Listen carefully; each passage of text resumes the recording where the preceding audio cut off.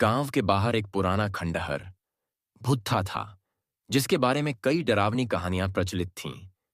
कहा जाता था कि वहां रात को अजीब अजीब आवाजें आती हैं, और जिसने भी वहां जाने की कोशिश की, वह कभी वापस नहीं लौटा। लेकिन रवि और नेहा, जो बचपन के दोस्त थे और रहस्यों की खोज करने का शौक रखते थे, इन कहानियों पर विश्वास नहीं करते थे। भुत्थे में कदम रखना। एक दिन रवि ने नेहा से कहा, हम इन सब डरावनी कहानियों का सच जानेंगे। आज रात भुत्थे में चलेंगे। नेहा पहले डरी, लेकिन फिर उसने हामी भर दी। उन्होंने अपने तीसरे दोस्त अमन को भी साथ चलने के लिए राजी किया। तीनों ने रात के अंधेरे में एक टॉर्च और कुछ जरूरी चीजें लेकर भुत्थे में जाने की तैयारी की।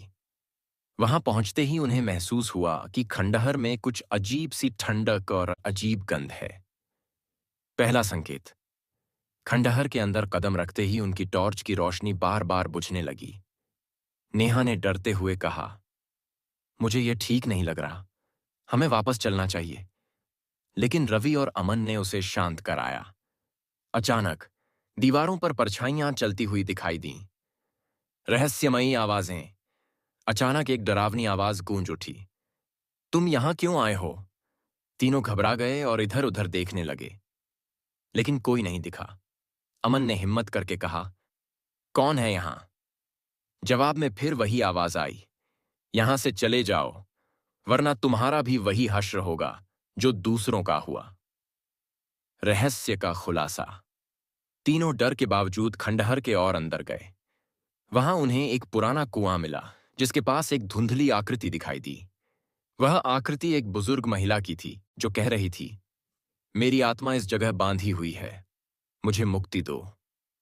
उस महिला ने बताया कि वह कई साल पहले इस खंडहर में मारी गई थी और उसकी आत्मा तब तक यहां फंसी रहेगी जब तक कोई उसके शरीर को ढूंढकर उसे उचित विदाई न दे।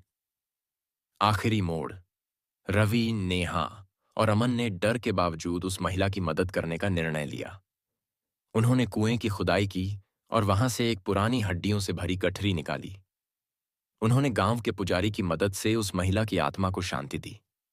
जब उनकी यह कोशिश सफल हुई, तो खंडहर से डरावनी आवाजें और घटनाएं हमेशा के लिए बंद हो गईं। लेकिन तीनों ने यह तय किया कि इस खंडहर का रहस्य किसी और को नहीं बताएंगे, ताकि कोई और वहां जाने की हिम्मत न करे। अंत।